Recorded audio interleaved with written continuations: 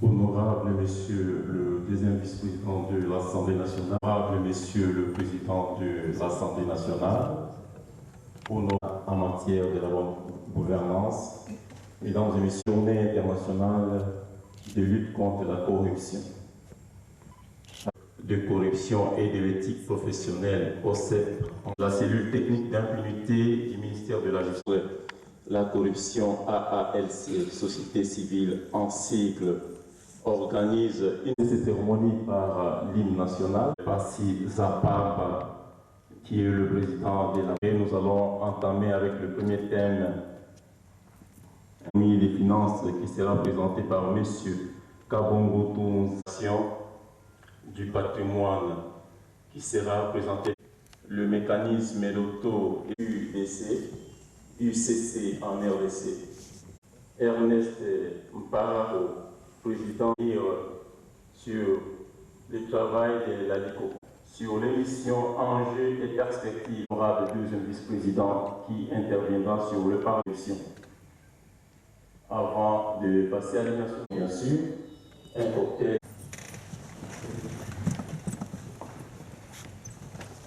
L'hymne national.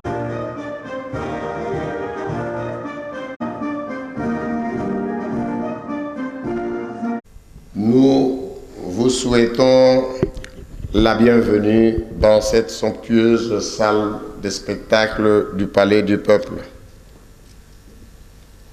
Pas pour un spectacle, bien sûr, mais c'est plutôt pour la cérémonie, une cérémonie non habituelle, mais plutôt celle pleine de signification, compte tenu de la situation, de la dégradation de plus en plus profonde de la situation économique, financière, politique et sociale de nos compatriotes suite à la mauvaise gouvernance publique. Votre présence parmi nous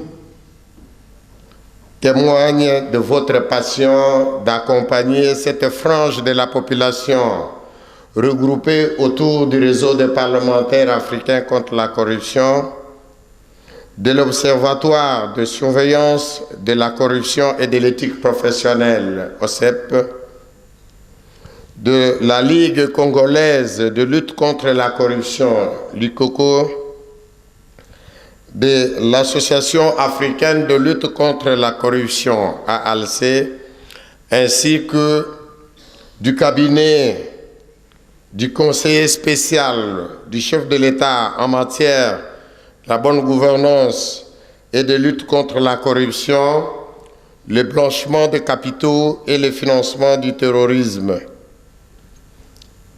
Toutes ces associations et institutions qui se liguent pour dire aux gouvernants et aux gouvernés d'arrêter et ou de rompre avec la chaîne de corruption. Unis contre la corruption pour le développement, la paix et la sécurité. Le 9 décembre de chaque année constitue donc une date commémorative pour tous les citoyens du monde entier épris de paix, d'amour et de justice, pour interpeller tous ceux qui abusent des responsabilités leur confiées pour avilir les autres, car la corruption est la source principale de la pauvreté, de l'injustice, du non-respect des droits humains, de la violation des principes démocratiques. Elle est donc une menace directe pour les investissements. Elle affecte le pays riche, le pays pauvre, de la même façon, mais ce sont plutôt les vulnérables et les faibles qui en souffrent plus. La cérémonie donc de ce jour constitue un rappel à l'ordre, mieux un examen de conscience individuel et ou collectif qui doit obliger chacun de nous au respect des principes de redevabilité, de responsabilité et à la gouvernance pour un Congo émergent à l'horizon 2030. Surtout que l'objectif 16 de la Convention des Nations Unies de lutte contre la corruption parle du programme de développement durable à l'horizon 2030 et insiste sur la nécessité de réduire la corruption et l'extorsion. Nous en appelons donc à tous les compatriotes congolais et tous ceux qui ont choisi la République démocratique du Congo comme leur seconde patrie, d'apaiser et de faire en sorte qu'on bannisse les antivaleurs, surtout en cette période tumultueuse de l'histoire de notre pays, où le dialogue inclusif est la seule réponse qu'attend le peuple congolais de ses dirigeants politiques. Honorable Président, Excellences, Mesdames et Messieurs, ce que vous allez entendre ici aujourd'hui peut avoir été déjà répété dans les termes mieux maîtrisés peut-être par chacun d'entre nous. Mais ce que nous allons entendre doit faire l'objet non seulement d'une auto-évaluation et d'une large diffusion par rapport à l'amour que vous portez pour la République démocratique du Congo, mais aussi et surtout doit nous aider à changer de comportement. Rien que le changement de comportement dans la conduite des affaires publiques pour un Congo prospère et émergent. Honorables, Excellences, Mesdames et Messieurs, une fois de plus, nous vous souhaitons la bienvenue. Honorables députés et sénateurs, Messieurs et Mesdames, chers invités en vos titres et qualités respectifs. Au nom de l'Association africaine de lutte contre la corruption, en sigle AALC, membre des organisations d'anticorruption en République démocratique du Congo, permettez-moi de vous saluer tous et surtout de vous remercier pour votre présence à cette manifestation de la Journée internationale d'anticorruption que nous célébrons le 9 décembre de chaque année dans le monde. que la corruption contribue, plus que tout autre fléau, à la déshumanisation de la vie publique qu'individuelle, et ce, dans l'ensemble de notre pays, la République démocratique du Congo. Le Congo est un pays incommensurablement riche et même un scandale géologique. Le pays aux richesses minières, agricoles, forestières considérables. Les richesses de ce pays sont évaluées à plus de 24 000 milliards de dollars américains, donc plus riche que l'Arabie Saoudite, dont la valeur totale des réserves du pétrole sont évaluées à 18 000 milliards de dollars américains. Vous conviendrez avec moi que nous sommes le pays le plus riche. Quel contraste! Les causes de la corruption en RD Congo sont multiples. Nous citerons entre autres la grande pauvreté de la population, la disparité du niveau de vie, les inégalités sociales, la mauvaise gestion des ressources nationales, l'impunité et la justice sélective, la politisation des services publics, le favoritisme, l'absence de sanctions sévères. De son côté, le pape Jean-Paul II, dans l'Ecclesia in Africa, numéro 113, a dit ceci. Les problèmes économiques de l'Afrique sont aggravés par la malhonnêteté de certains gouvernants corrompus qui, de convenance avec les intérêts privés, locaux ou étrangers, détournent les ressources nationales à leur profit, transfèrent les deniers publics sur leurs comptes privés dans des banques étrangères. Il s'agit purement simplement de vol, quelles que soient les fictions légales qui les couvrent. Des grands travaux. La corruption joue un rôle nocif suprême au développement, à la croissance, dans la pauvreté et le désespoir. Le chef de l'État, président de la République, a parlé de la tolérance zéro. La société civile, relatif à la punition d'une égale sévérité, la création des commissions de répression des crimes économiques, a ravagé les terres dans les installations des douanes de marchandises sans payer les frais de douane, le crédit mafieux qui ne respecte pas la et avilit l'homme et étouffe sa conscience. De la corruption encourage le moins.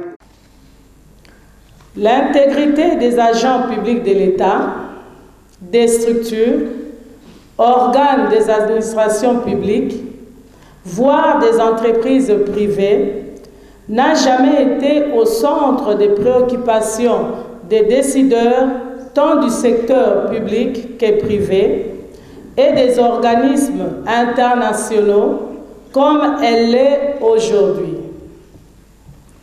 Qu'il s'agisse des questions touchant l'assurance qualité à l'amélioration du climat des affaires, à la distribution de la justice qu'à celle de l'exercice du pouvoir, les hommes isolés ou de communautés tout entières revendiquent plus de justice, d'équité et de confiance.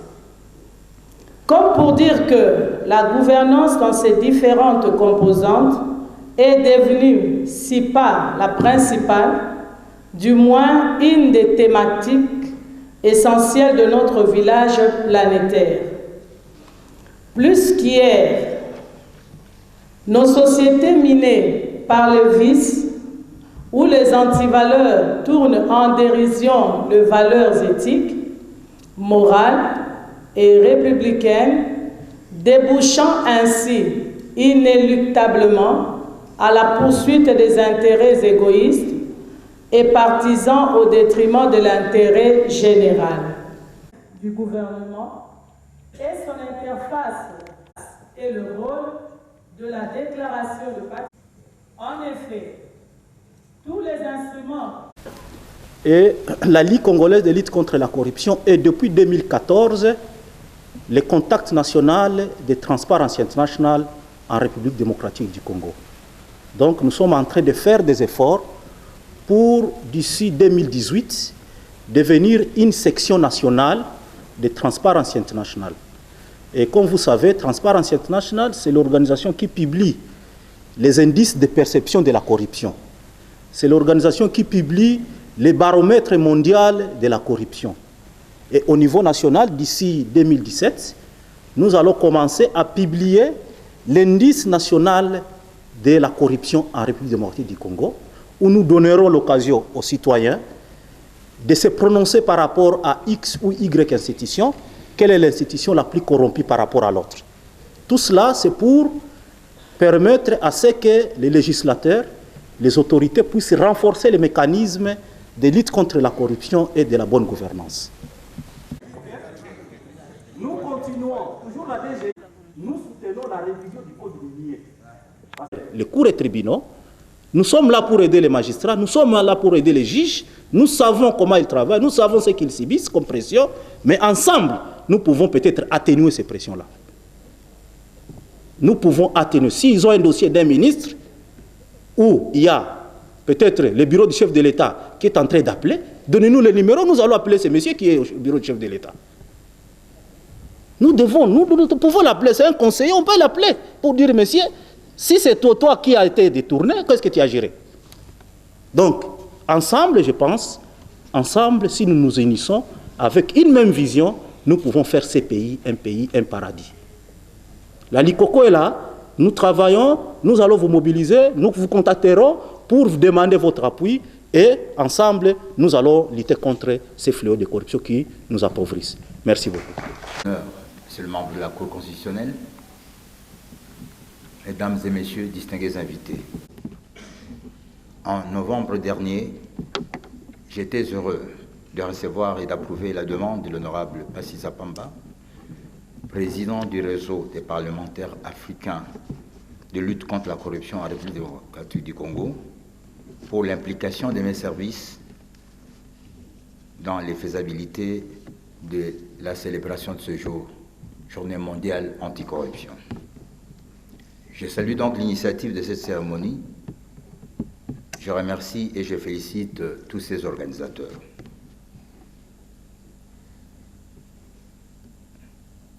En ce jour où le monde entier célèbre la journée anticorruption, il m'a été demandé de tabler brièvement sur les missions de mes services, les enjeux et les perspectives. J'aimerais être bref, parce que tout a été dit ici. Tout a été particulièrement dit par les différents intervenants. Pour ce qui concerne les missions de mes services, je rappelle qu'elles se trouvent, ou elles trouvent leur fondement dans les dispositions de l'ordonnance du 14 juillet 2016 portant organisation et fonctionnement des services du Conseil spécial du chef de l'État en matière de bonne gouvernance, de lutte contre la corruption, le blanchiment des capitaux et le financement du terrorisme.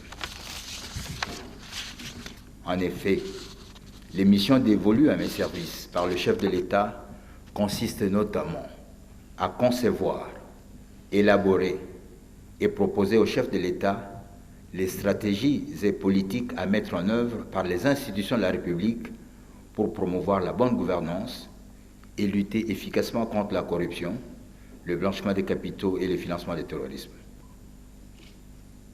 Il s'agit aussi de faire mener toutes les investigations, enquêtes et instructions susceptibles d'identifier, interpeller et sanctionner toute personne ou groupe de personnes, organisations, organismes, entreprises ou autres services impliqués dans les actes de corruption, de blanchiment de capitaux et de financement du terrorisme. Il s'agit par ailleurs aussi de dresser le monitoring des actes de corruption, de détournement des deniers publics, de blanchiment de capitaux et de financement du terrorisme.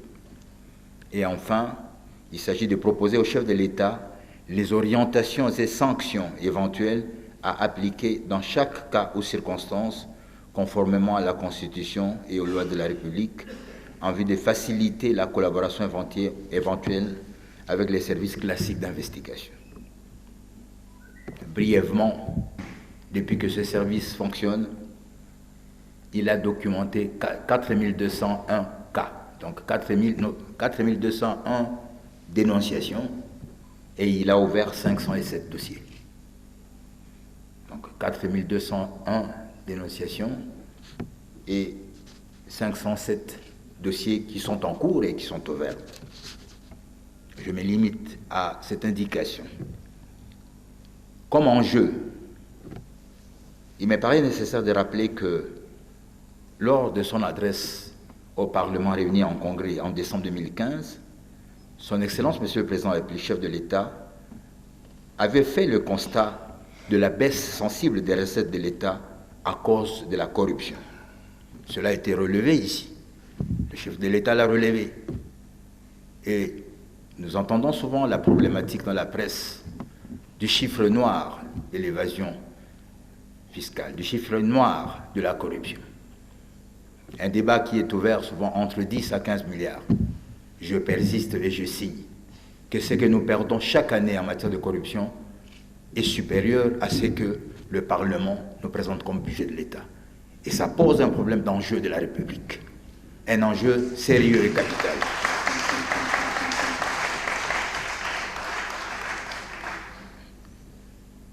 À cette occasion, je parlais du chef de l'État, le président de la République n'avait pas hésité de qualifier la corruption comme une véritable pieuvre qui opère ou qui obère tous les efforts de mobilisation des recettes et de développement. C'est pourquoi le chef de l'État avait précisé, à juste titre, que cette lutte contre la corruption est une croisade qui doit mobiliser toutes les institutions de la République. Fort heureusement, cette pensée coïncide avec le thème national de la journée d'aujourd'hui. Unissons-nous pour l'émergence de notre pays. En d'autres termes, j'ai toujours considéré que la corruption est un des fléaux qui mine tous les efforts de développement de notre pays. Cela a été démontré sensiblement par tous les intervenants.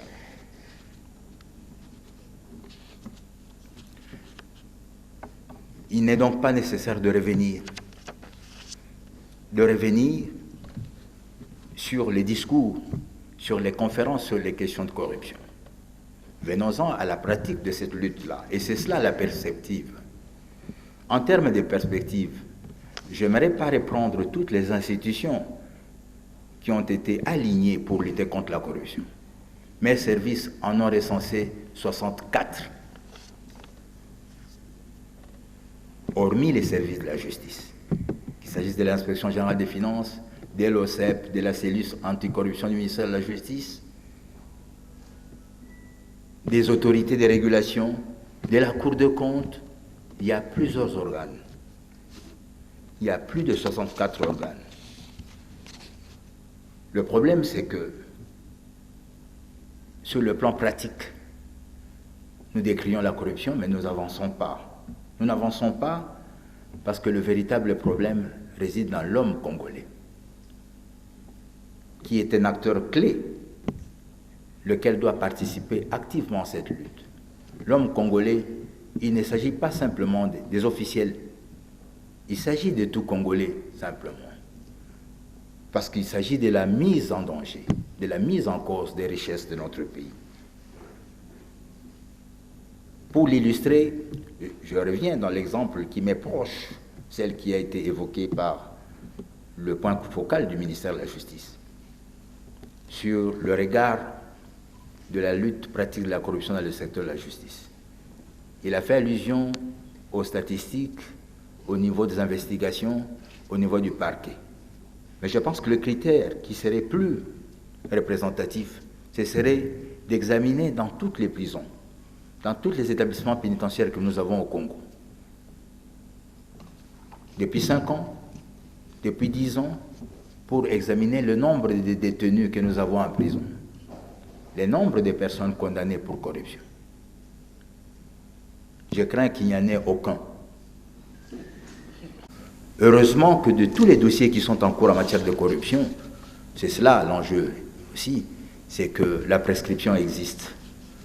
Dans toutes les infractions concernant la corruption, les détournements, les blanchiments de capitaux, la prescription est soit de 5 ans, soit de 10 ans. Ça signifie que nous avons encore la possibilité de nous organiser politiquement pour que davantage cette lutte-là devienne effective. Parce que voyez-vous, à travers tant de désirs que nous avons formulés ou que nous n'avons pas formulés, c'est le règne de la loi, c'est le règne de l'état de droit qu'appellent les aspirations profondes du peuple congolais. Je vous remercie. Dans le respect de la qualité de chacun, le monde entier fait face aujourd'hui à l'une des crises de mentalité jamais enregistrées dans l'histoire de l'humanité. Il s'agit du phénomène de la corruption, un fléau qui n'épargne aucun pays. Petit ou grand, riche ou pauvre, elle sape la démocratie, accroît les inégalités sociales, accélère la pauvreté et développe la criminalité transfrontalière.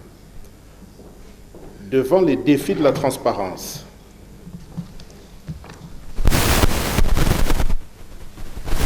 du respect des droits humains, de la le 9 décembre de chaque année, journée internationale de lutte contre la corruption. À cet effet, les réseaux des parlementaires africains contre la corruption, APNAC, l'Association africaine de lutte contre la corruption, AALC, l'Observatoire de la surveillance de la corruption et de l'éthique professionnelle, OSCEP, et le cabinet du conseiller spécial du chef de l'État en matière de bonne gouvernance et de lutte contre la corruption, le blanchiment des capitaux et le financement du terrorisme ont jugé utile qu'en cette date mémorable, le Parlement délivre un message fort sur des perspectives politiques en vue de l'amélioration de la gouvernance à l'horizon 2030. Perspectives visant à éradiquer la corruption et promouvoir de bonnes pratiques de gestion pouvant conduire à l'émergence de la République démocratique du Congo. Les Congolais pensent souvent que la corruption est une fatalité et qu'elle fait partie de la vie courante. Cependant, tous les pays, toutes les sociétés et tous les citoyens gagneraient à rompre la chaîne de la corruption. Honorables, Excellences, Mesdames et Messieurs, loin de nous l'intention de faire un état des lieux quelconque de la corruption en RDC. Il est impérieux de vous rappeler que chaque jour, à chaque instant, nous sommes tous secoués par ce fléau qui avilit nos vies sous diverses dénominations, comme nous avons eu à le souligner dans nos précédentes interventions lors du démarrage des activités de l'APNAC RDC. Madesu Abana, Katamolimo, Mbote Alikasu, Kanyaka, Baunité. La corruption est un mal, une antivaleur qu'il faut à tout prix combattre. C'est dans ce cadre précis que, conformément aux prescrits des articles 100 et 138 de la Constitution et 165, 166 de son règlement intérieur, l'Assemblée nationale vote les lois et exerce le contrôle politique pour atténuer tant soit peu les effets nocifs de ce fléau dans la gouvernance publique. Même si les résultats ne satisfont pas encore la grande majorité de notre population, retenons que c'est un processus de longue haleine. C'est dans ce contexte que la République démocratique du Congo a adhéré à des traités, des conventions et accords internationaux contre la corruption. notamment la Convention des Nations Unies contre la corruption, la Convention de l'Union africaine sur la prévention et la lutte contre la corruption, le protocole de la SADC, et qu'un conseiller spécial du chef de l'État en matière de bonne gouvernance et de lutte contre le blanchiment des capitaux et le terrorisme a été nommé. C'est là une preuve éloquente de la détermination du gouvernement à combattre ce fléau. La bonne politique, la volonté politique des dirigeants du pays ne s'arrête pas seulement à ratifier ces instruments, mais à les intégrer dans notre droit interne et à travers plusieurs initiatives législatives pour l'intérêt de toute la collectivité nationale. C'est ainsi que le Parlement a dernièrement voté la loi autorisant la ratification par la RDC de la Convention de l'Union africaine sur la prévention et la lutte contre la corruption. En marge des conventions internationales, plusieurs lois et initiatives en matière de lutte contre la corruption démontrent la volonté exprimée par le chef de l'État de combattre la corruption sous toutes ses formes, qu'il a qualifiée d'un mal lors de sa prestation de serment en 2006, et cette détermination a été réitérée lors de son adresse à la nation au Congrès. Il est vrai que les avis des institutions et experts internationaux sur la corruption